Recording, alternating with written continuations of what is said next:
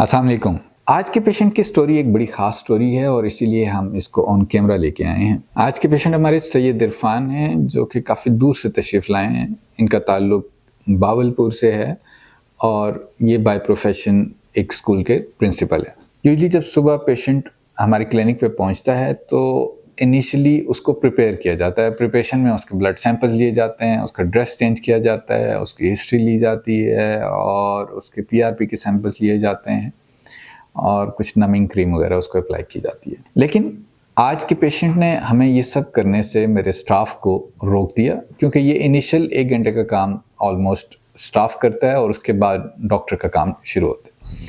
सो staff को उन्होंने जो है वो रोक दिया और कहा कि जब तक उनके सवालात के जवाबात नहीं दे दिए जाते उस वक्त तक वो अपना प्रोसीजर स्टार्ट नहीं होने देंगे। वो क्या सवालात थे ये हम सैयद इरफान से ही पूछेंगे और मेरे ख्याल से हर पेशेंट के ये सवालात अपने डॉक्टर से और अपने क्लिनिक की टीम से ज़रूर होने चाहिए। हम हमेशा वीडियोस में अपनी क्लिनिक की अपनी एडवर्टीजमेंट की बात करते हैं और बहुत कम ही क्लिनिक्स या डॉक्टर्स पेशेंट राइट्स की बात करते हैं।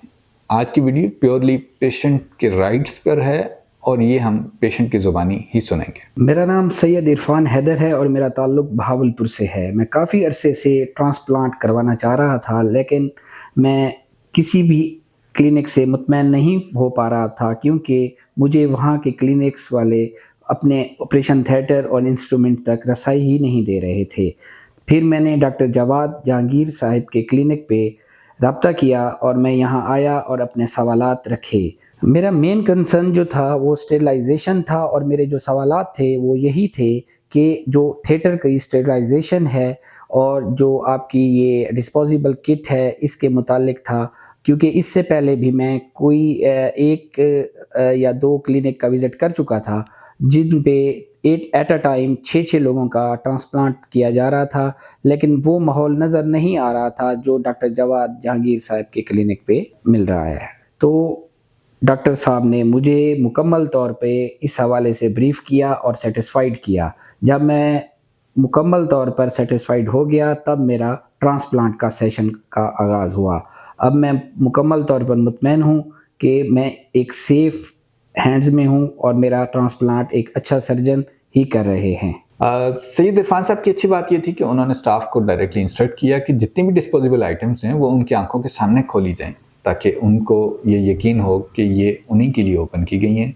So including cannula, syringes, gauze pieces, sheets, gowns, everything was done in front of him और थिएटर का उनको कैमरास पे ओवरव्यू कराया गया कि इसमें भी जो स्टेरिलाइजेशन के प्रोटोकॉल्स हैं वो किस तरह से पूरे किए गए हैं और सारी डिस्पोजेबल चीज़ें उनके लिए ओपन की गई हैं। अब उनका सेकंड क्वेश्चन ये था कि जो इंस्ट्रूमेंट्स हैं वो तो डिस्पोजेबल नहीं हो सकते, तो उनकी श्योरिटी मुझे कैसे दी जाएगी कि वो स्टेरिलाइज हैं या नहीं हैं।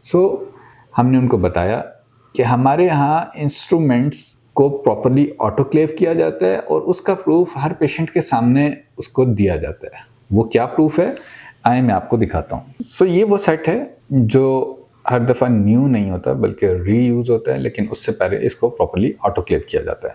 ये एक मेटालिक बॉक्स है और इसके अंदर मेटालिक इंस्ट्रूमेंट्स हैं। इनको स्टेरिलाइज करने के लिए ऑटोक्लेव के प्रोसीजर से गुजारा जाता है।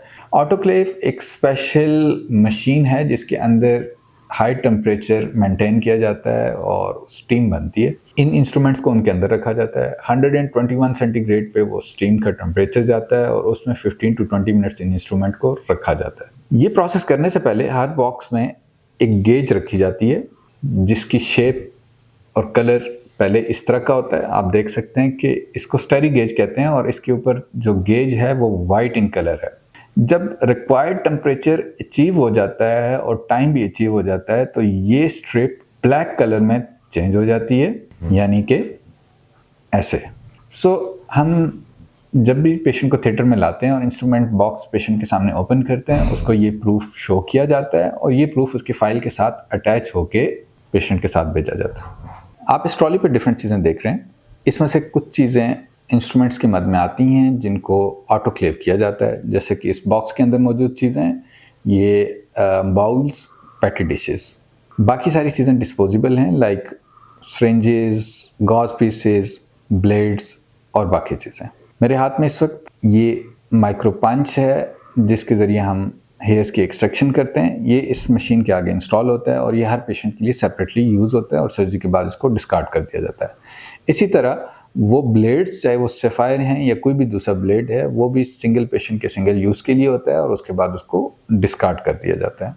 Other than this there is a micro motor for extraction. इसके स्टरीलाइजेशन प्रोटोकॉल्स अपने हैं, इसको हाई टेम्परेचर पे नहीं लेके जाया जाता, लेकिन इसके लिए एक स्पेशल ड्रम होता है जिसके अंदर फॉर्मेलिन मौजूद होती है और इन चीज़ों को उस फॉर्मेलिन मशीन एंड उसके हैंडल को उस फॉर्मेलिन में रखा जाता है। हर पेशेंट का राइट है कि वो अपने सर्जन के बारे में जाने, वो अपने प्रोसीजर की डिटेल्स के बारे में जाने और वो अपने थिएटर के इन्वायरमेंट और स्टरीलाइजेशन के बारे में मुकम्मल मालूमात रखता हो।